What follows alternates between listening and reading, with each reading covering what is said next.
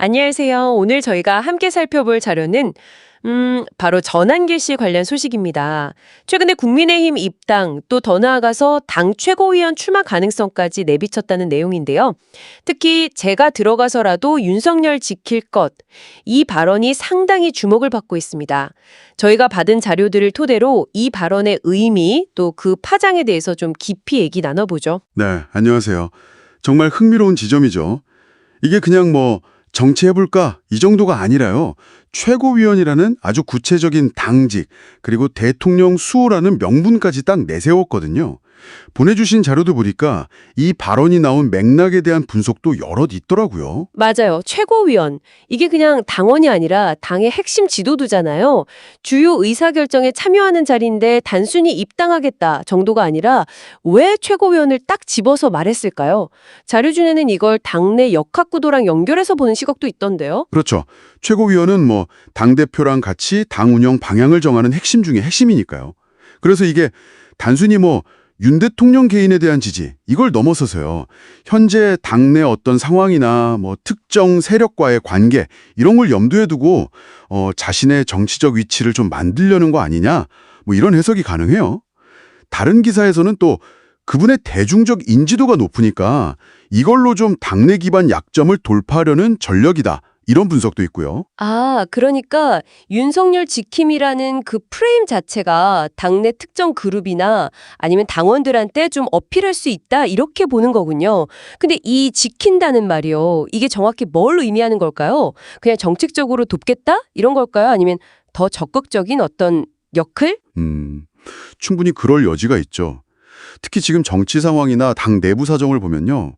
지킨다는 게 내부의 좀 다른 목소리나 아니면 외부 공격으로부터 대통령을 좀 보호하겠다? 이런 아주 강한 의지로 읽힐 수가 있거든요. 보내주신 컬럼 중에는 또 이런 너무 선명한 메시지가 오히려 당내 어떤 다양한 의견들을 좀 위축시킬 수 있다? 이런 걱정도 하더라고요. 그러네요. 이게 양날의 검이 될 수도 있겠어요. 지지층은 확실히 모을 수 있겠지만 또 당 전체로 보면 좀 부담이 될 수도 있다. 그렇죠. 전환길 씨의 이런 움직임에 대해서 당 내부에서는 반응이 좀 어떤가요? 자료들을 보니까 약간씩 다른 것 같던데요? 네, 맞아요. 온도 차이가 좀 느껴집니다. 일부에서는 그분의 그 대중적인 인기나 좀 직설적인 화법, 이런 게 당에 좀 활력을 줄 거다 이렇게 기대하는 것 같고요. 반면에 또 다른 쪽에서는 기존 정치 문법이랑 너무 다르니까 이게 당내 화합을 좀 해치거나 어떤 돌발 행동으로 이어지지 않을까? 이런 경계심도 분명히 있어 보입니다.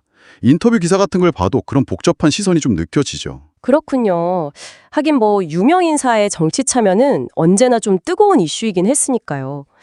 실제 이 발언이나 만약 출마한다면 이게 당내 경선 구도나 아니면 전체 선거판에 어떤 영향을 줄지는 아직 좀 지켜봐야겠지만요. 분명히 어떤 변수가 될 가능성은 충분해 보입니다. 맞습니다. 중요한 건 이게 그냥 한번 발언으로 끝일지 아니면 진짜 어떤 정치적인 행동으로 이어져서 실제 파장을 만들어낼지 이걸 지켜보는 거겠죠. 특히 그분을 따르는 지지층이나 팬덤이 과연 정치적인 지지 기반으로까지 연결될 수 있을지 이것도 하나의 관전 포인트가 될 것 같고요. 자, 오늘 저희가 함께 짚어본 내용을 좀 정리해 보겠습니다. 전환기 씨가 국민의힘 최고위원 출마 가능성을 내비치면서 윤석열 대통령을 지키겠다고 한 발언. 이게 단순한 정치 참여 선언을 넘어서 당내에서 어떤 역할과 목표를 가지고 하는 전력적인 움직임으로 볼 수 있다는 점. 그리고 이에 대해서 당 안팎의 반응은 기대와 우려가 같이 나오고 있다는 점. 이렇게 요약할 수 있겠네요. 그렇다면 이 모든 것이 지금 이 이야기를 듣고 계신 당신에게는 어떤 의미로 다가올까요? 네, 여기서 한 걸음 더 나아가서 생각해 볼 만한 지점이 있습니다. 한 개인, 특히 대중적 인지도가 높은 사람이 던지는 어떤 정치적 메시지나 행동이요.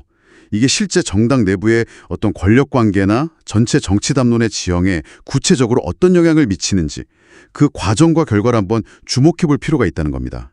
그러니까 발언 자체의 파급력하고 그게 현실 정치에서 어떻게 작동하는지는 또 다른 문제일 수 있으니까요. 그렇죠. 특히 대통령을 지키겠다는 이 메시지. 앞으로 당내 경선이나 정책 방향 논의에서 이게 어떤 식으로 해석되고 또 영향을 미칠지 이걸 지켜보는 것도 상당히 흥미로울 것 같습니다. 마지막으로 이런 질문을 한번 던져보고 싶습니다. 오늘 저희가 본 것처럼 개인이 정치 참여의 명분으로 특정 인물이나 가치를 이렇게 딱 내세울 때 말이죠. 이것이 과연 건강한 정치 토론이나 정책 경쟁을 더 활발하게 만들까요? 아니면 오히려 좀 진영 논리를 강화하고 정치적인 양극화를 더 심화시키는 결과를 가져올까요?